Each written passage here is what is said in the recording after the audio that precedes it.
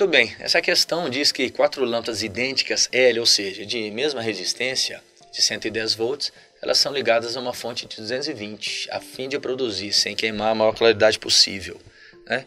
Qual é, então, a ligação mais adequada para que isso ocorra? Nós vamos supor aqui, então, a seguinte situação. Suponha que essa linha que eu estou desenhando aqui seja um barramento, né, onde a gente tenha, por exemplo, o potencial de 220 volts. Suponha que a linha de baixo seja também um barramento, onde o potencial seja de 0 volt. Né? Como se fossem, então, fios metálicos, correto? Sendo assim, a diferença de potencial entre os dois fios é de 220.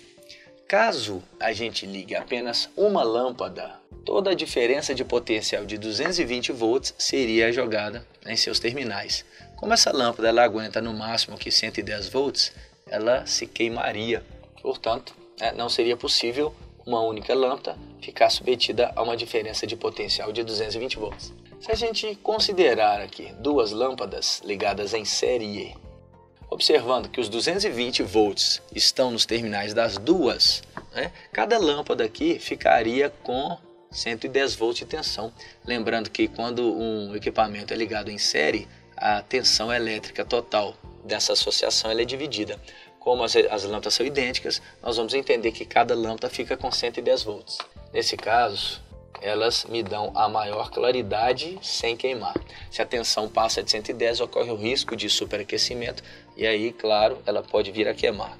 Caso a gente tenha uma ligação de 3 ou mais lâmpadas, vamos colocar aqui uma situação onde 3 seriam ligadas em série, nós não teríamos aqui 220, claro, para cada lâmpada, também não teríamos 110 para cada lâmpada. Os 220 volts no total seriam divididos para as 3 juntas. 220 dividido por 3, nós vamos ter aqui o valor de 73,3 volts aproximadamente para cada lâmpada. Bom, nesse caso, as lâmpadas não se queimam, porém, elas também não produzirão um brilho máximo, né? Então a gente observa que para que haja a produção de brilho máximo, eu tenho que ter 2 lâmpadas ligadas em série, né, conectadas aqui aos terminais de 220 volts. Nesse caso, como são 4 lâmpadas ligadas, a gente repete a ligação.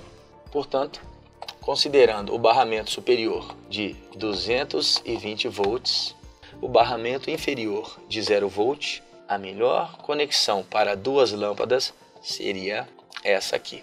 Como nós temos 4 lâmpadas, repetimos a ligação, fazemos um paralelo com a outra, portanto, teremos nessa condição aqui 110 volts para cada lâmpada. Assim, para produzir o brilho máximo sem queimar, a conexão adequada seria da letra C.